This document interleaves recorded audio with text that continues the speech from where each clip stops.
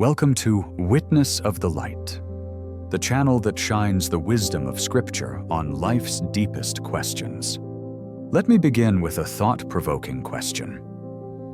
When scientists look at our cells under a microscope, what do they see? Surprisingly, we don't look very different from other animals. Evolutionists say this: humans? We're just animals that branched off from the same ancestors as chimpanzees, only a bit smarter.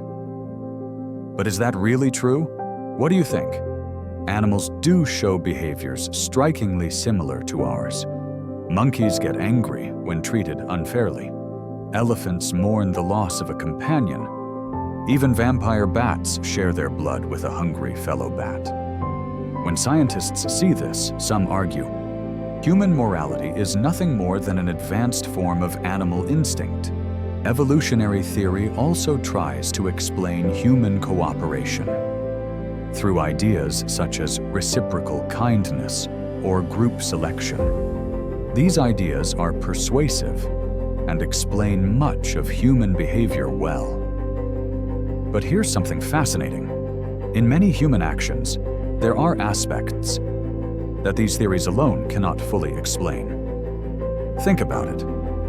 Humans build hospitals and welfare systems for strangers with no connection to them. We design human rights and education systems that consider people we may never meet, even future generations.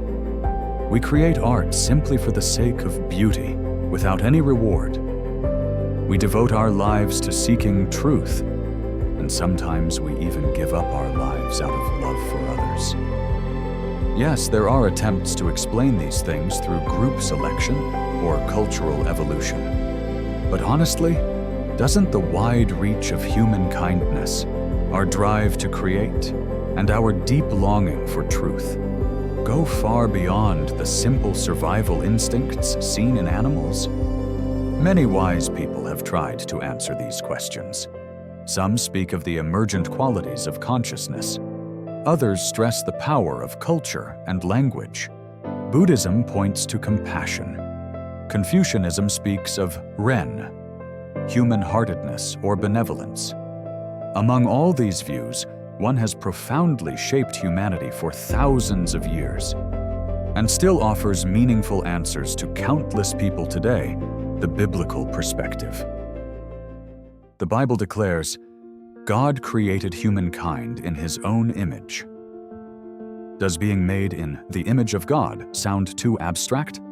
In fact, we can understand it through our daily experiences.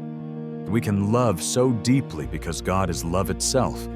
We strive to know right from wrong because God is just.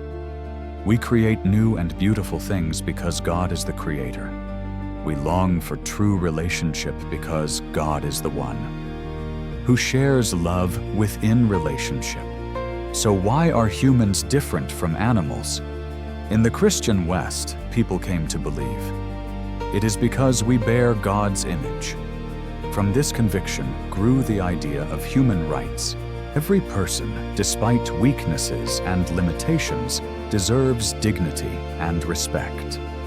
And yet, when we look at history and reality, the picture of humanity is far less noble. For personal gain, we lie without hesitation. We use violence, commit murder, and wage wars that take countless lives. We chase short-term pleasure and destroy precious relationships. Even when we know the harmful outcome, we still follow only our desires and immediate interests. This is humanity, beings who carry high ideals, but fail to live them out. A contradiction at the core of our existence. The Bible explains this by saying, the image of God in us has been damaged by selfishness. But the Bible does not end the story there. It proclaims that God has provided the perfect solution. He sent Jesus, the perfect image of God. Through His life, death, and resurrection, He opened the way for us to be restored to the image of God as we were meant to be. This naturally leads to a big question. Then why did Jesus, the Son of God, come into this world in a human body? Why would God choose to eat meals, grow tired, and even use the bathroom just like us? The Bible explains it this way: because human beings are the most precious of all creation, made in God's image, God did not want to remain far away from us. Instead, He chose to come near and live among us.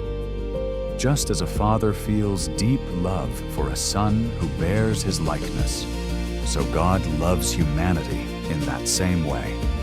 Jesus took on a human body not simply to live as a man, but to share fully in our weakness and pain, to become completely one with us. God did not merely watch us from a distance. He came down to walk beside us, to understand us, and to carry our sins and sufferings on Himself. The depth of God's love is revealed. One story shows this beautifully: the meeting between Jesus and Peter in John chapter 21. Peter was one of Jesus' closest disciples for 3 years. He had once declared boldly, "I will die for you." Yet when Jesus was arrested before the crucifixion, fear overtook him. He denied 3 times in public that he even knew Jesus. After the cross, Peter, who had betrayed the teacher he loved, was crushed with despair and guilt. But the story didn't end there. The risen Jesus did not abandon Peter, drowning in failure.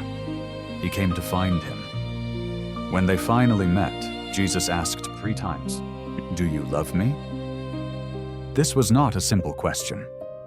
To the disciple who had denied Him 3 times, Jesus gave 3 opportunities to confess His love.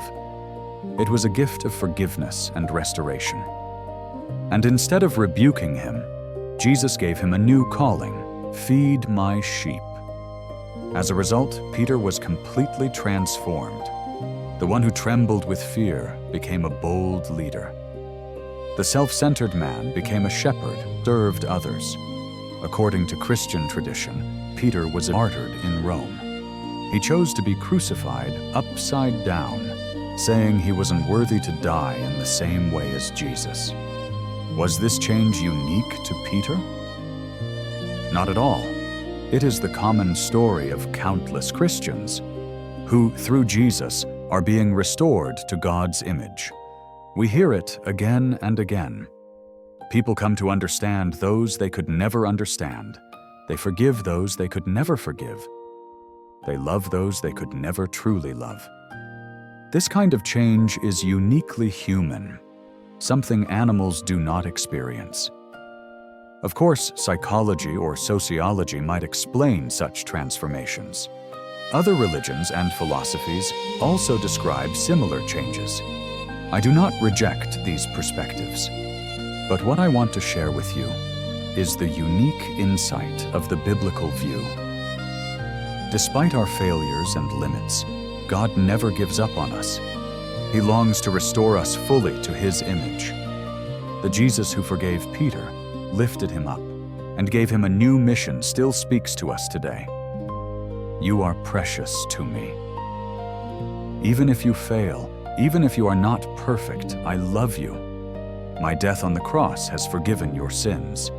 My resurrection gives you new life. If you trust me, I will give your life true meaning and purpose. I will restore you as a beloved bearer of God's image. So, what do you think about this profound truth the Bible declares about human existence? If this message stirs something in your heart, I encourage you to explore it more deeply. Thank you for joining Witness of the Light, the channel that brings the light of Scripture into life's deepest questions.